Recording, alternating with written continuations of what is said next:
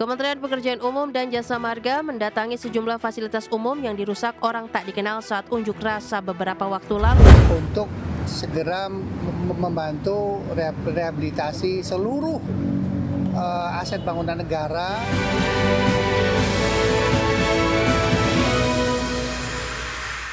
Masih bersama kami di Market Bus, pemirsa. Kementerian Pekerjaan Umum bekerja sama dengan Jasa Marga dan Pemprov DKI Jakarta untuk memperbaiki sejumlah fasilitas umum yang dirusak oleh sekelompok orang tak dikenal dalam aksi unjuk rasa beberapa waktu lalu. Ya, proses perbaikan puluhan fasilitas umum akan dilakukan secepatnya.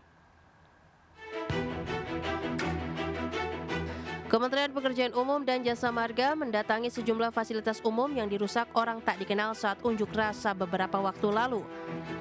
Fasilitas umum yang mengalami kerusakan parah menjadi perhatian serius seperti di halte bus Transjakarta Senayan Bank DKI dan gerbang tol Pejompongan.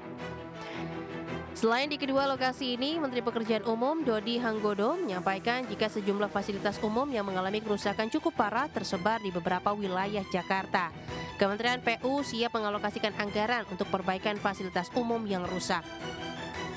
Kabinet Paripurna itu diperintahkan oleh Pak Presiden melalui Pak Seskap untuk segera membantu rehabilitasi seluruh aset bangunan negara yang rusak, ringan, berat, dan sedang.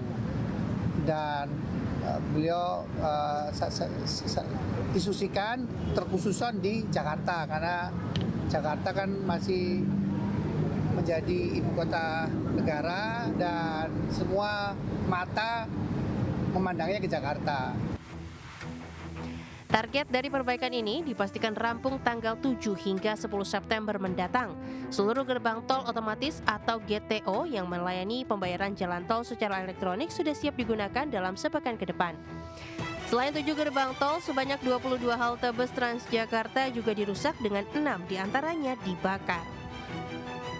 Dari Jakarta, Den Helmi, Tim Liputan, IDEX Channel. Ya, selanjutnya pemirsa, PT Jasa Marga Persero Tbk akan mengucurkan anggaran mandiri sekitar 80 miliar rupiah untuk memperbaiki gerbang tol yang rusak akibat aksi demo dan bentrok dengan polisi. Ya, perbaikan tersebut juga dilakukan termasuk untuk 7 gerbang tol yang dibakar. Direktur Utama Jasa Marga Rifan Ahmad Purwantono memastikan upaya perbaikan sudah masuk ke dalam perencanaan keuangan. Hal yang terpenting menurutnya adalah pelayanan masyarakat bisa dilakukan secara lebih cepat. Rifan juga mengaku tantangan utama dari perbaikan gerbang tol adalah keberadaan server yang rusak atau diambil massa. Untuk itu perbaikan server akan menjadi fokus agar gerbang tol dapat segera difungsionalkan. Rifan menargetkan pada 10 September nanti seluruh gerbang tol yang terkena dampak ringan sampai terbakar tersebut bisa kembali fungsional. Gerbang tol ini akan berfungsi semuanya besok. Jadi berfungsi dengan mobile rider dan kemudian model reader ya. Dan kemudian di dalam proses beberapa hari ini, semoga tanggal 7 ya, kita sudah siapkan tanggal 7 ini seluruh gerbang tol dengan GTO-nya sudah berfungsi. Jadi sekarang ada 22 GTO, 17 berfungsi dengan tanggal 7 dan tanggal 10 seluruh GTO. Masih bersama kami di Market Bus, pemirsa. Indeks harga saham gabungan rebound signifikan secara intraday dan kembali ke level 7.800-an pada perdagangan Selasa. IHSG ditopang lonjakan sektor barang baku seiring penguatan saham emas di tengah harga komoditas mencatatkan rekor tertinggi.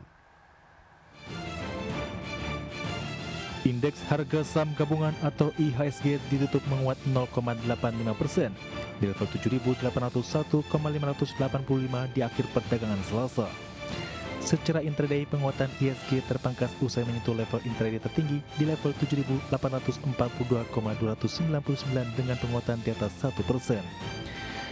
Seluruh indeks sektoral kompak menguat menopang kenaikan IHSG. Indeks sektoral dengan kenaikan terbesar diantaranya sektor barang baku melesat 4,03%, sektor properti dan real estate naik 2,92%, dan sektor transportasi dan logistik menguat 2,26%. Emiten Holding Bisnis Prajogo Pangestu saham PT Barito Pacific Tbk atau BRPT ditutup menguat 7,04% di level Rp2.280 per saham dan menyumbang kenaikan 9,32 indeks poin. Lalu diikuti 6 saham emiten tambang emas yang melengkapi 7 besar emiten dengan kontribusi terbesar menjadi penggerak kinerja IHSG. Saham ANTM ditutup melesat 8,44% di level Rp3.470 per saham dengan sumbangsi 5,51 indeks poin.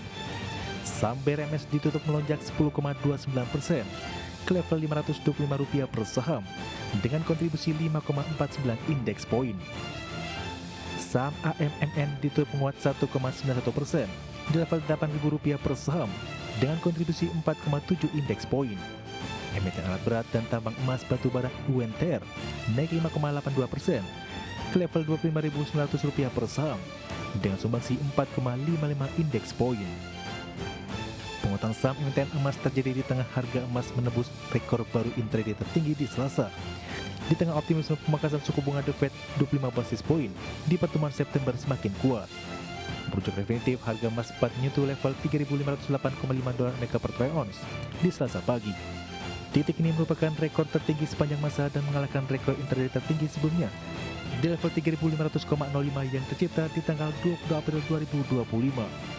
Harga emas telah naik lebih dari 30% sepanjang tahun ini, menjadikannya salah satu komoditas utama dengan kinerja terbaik. Berbagai sumber untuk IDX Channel. Dari komoditas, pemirsa, harga minyak melesat pada perdagangan Selasa setelah Amerika menjatuhkan sanksi baru terhadap jaringan perusahaan pelayaran yang diduga menyelundupkan minyak Iran. Selain itu, pasar juga menantikan pertemuan OPEC Plus pada akhir pekan ini yang diperkirakan tidak akan mengubah kebijakan pemangkasan produksi. Minyak mentah berjangka Brent ditutup melonjak 1,45% menjadi $69,14 per barel, sedangkan minyak mentah berjangka West Texas Intermediate melambung 2,47% menjadi $65,59 per barel. Departemen Keuangan Amerika Serikat menyatakan sanksi menargetkan jaringan pengiriman minyak yang dipimpin pengusaha Irak yang disebut menyamarkan minyak Iran sebagai barel Irak.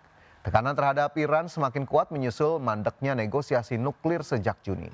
Di saat yang sama, investor kini menantikan pertemuan 8 anggota OPEC Plus pada akhir pekan ini, di mana analis memperkirakan OPEC Plus akan mempertahankan pemangkasan produksi sukarela yang selama ini menopang harga di kisaran $60 per barel.